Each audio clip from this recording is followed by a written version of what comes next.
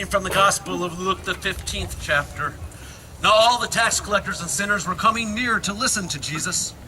And the Pharisees and the scribes were grumbling and saying, "This fellow welcomes sinners and eats with them." So he told them this parable. "Which of you, having 100 sheep and losing one of them, does not leave the 99 in the wilderness and go after the one that is lost until he finds it?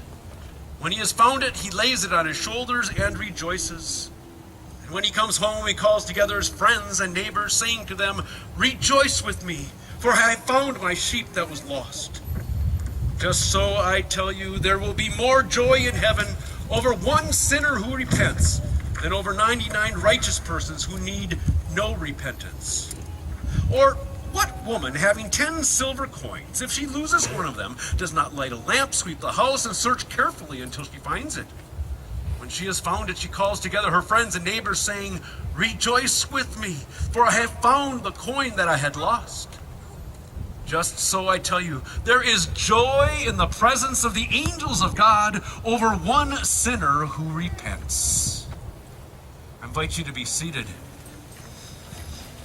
And you guys can be seated.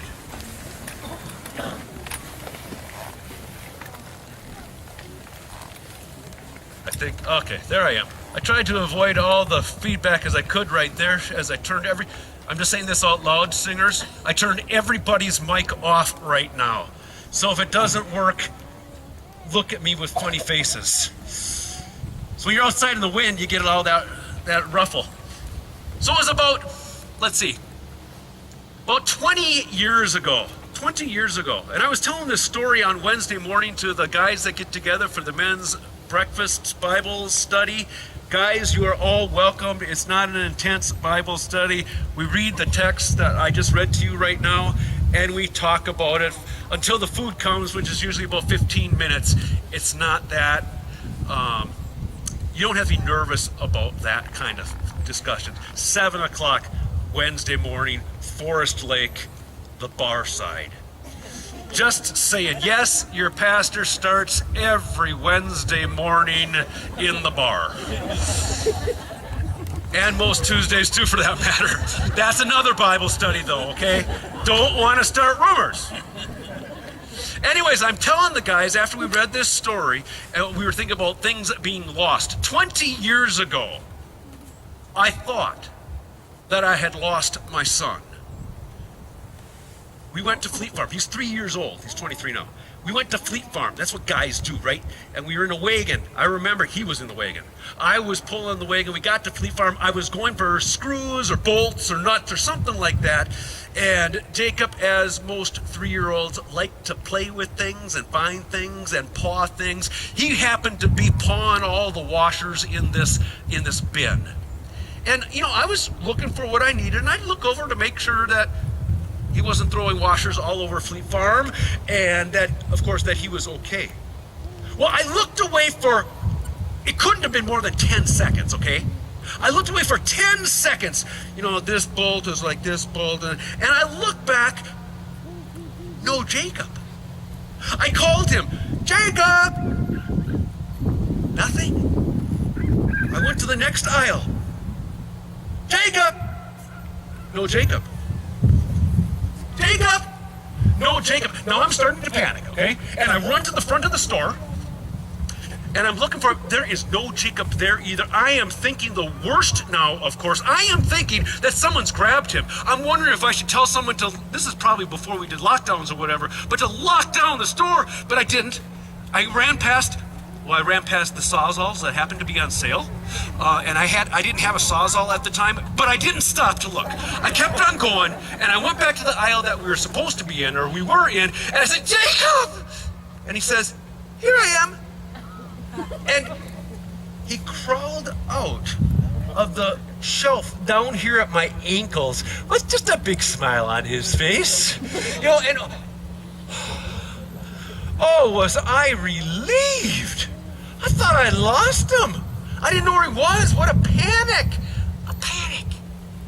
Now, I think that most of us have our own stories similar to that, about where we thought we had lost somebody, and we were panicked and we were frantically looking for or that we lost something and we were obsessively and relentlessly looking for, I'm thinking about something like, keys. Have any of you ever misplaced a key before? Oh yeah. And you're looking and you're looking and you're looking and you're looking and you're looking. Where is it? It's always in the last place that you look. Duh. Well, Jesus told two stories that I read to you just a moment ago. Two stories about someone looking for something that was lost.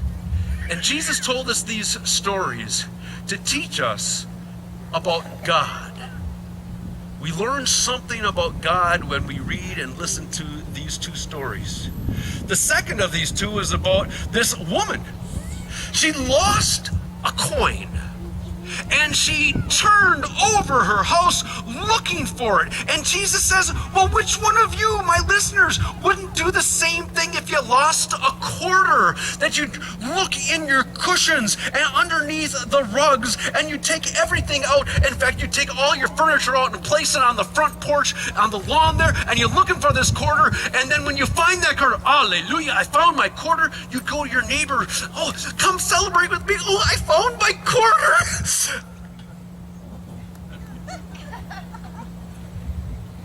No one would do that. No one would do that. Or he says, suppose you're a shepherd and you've got 100 sheep, and one of 100 is lost. 1, 2, 3, 4, 5, 99, 90. He's gone. Oh my gosh, and you do an all-out search now. You leave the 99, you look for the one. Maybe he's up there where Judy is right now. I don't know. But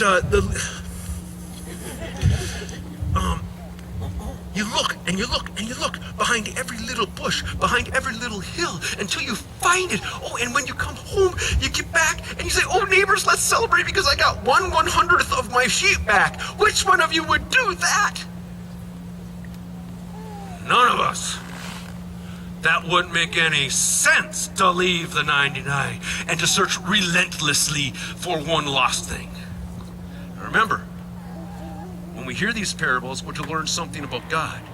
Because though you and I would not do that, that's not in our character, doesn't make sense to us, that's how God is. God searches relentlessly for anybody lost.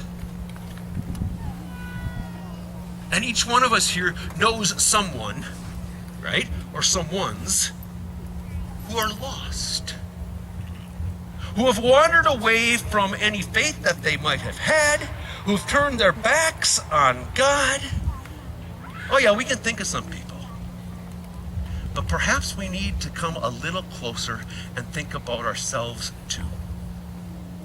Because there are times, I think, that we kind of drift away from God, and we are lost in sin.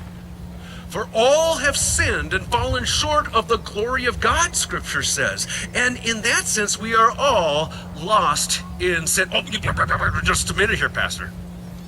Not really, maybe I haven't murdered anybody. I haven't stolen a Lamborghini.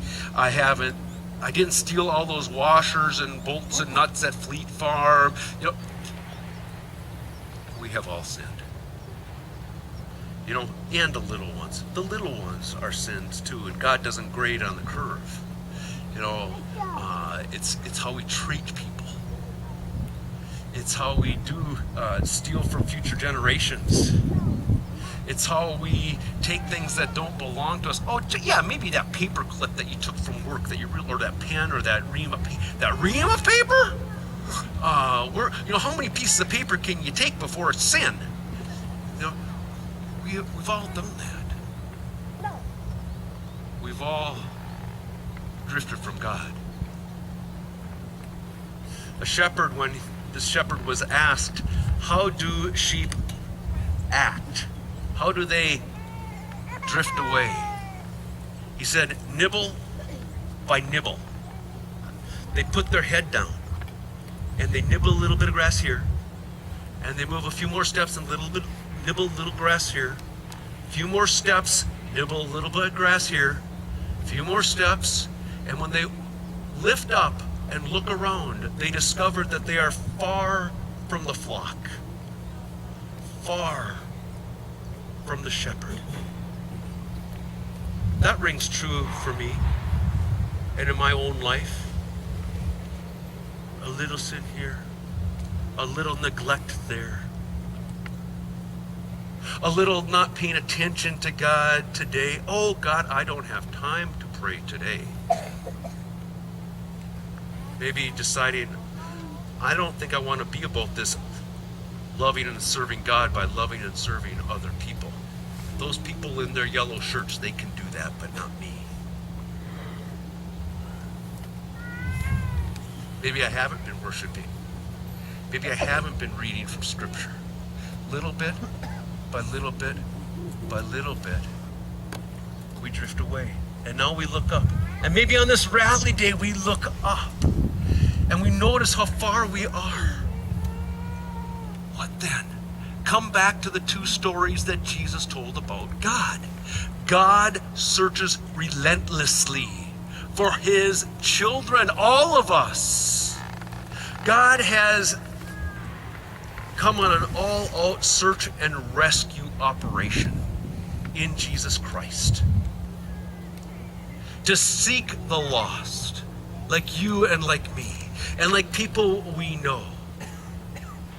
And when we encounter God, when God finds us, and when we allow him to place us upon his shoulders like that shepherd, then we're home.